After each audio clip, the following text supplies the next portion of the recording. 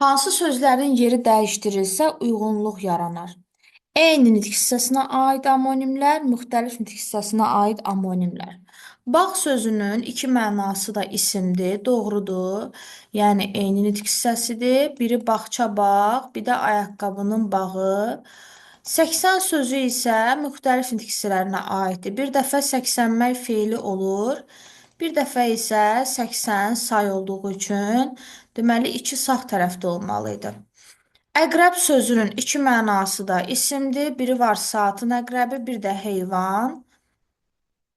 Dan sözü biri sübh vaxtına deyilir, isim kimi.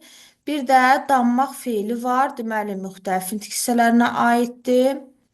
Al bir sifət kimi işlənir, qırmızı mənasında.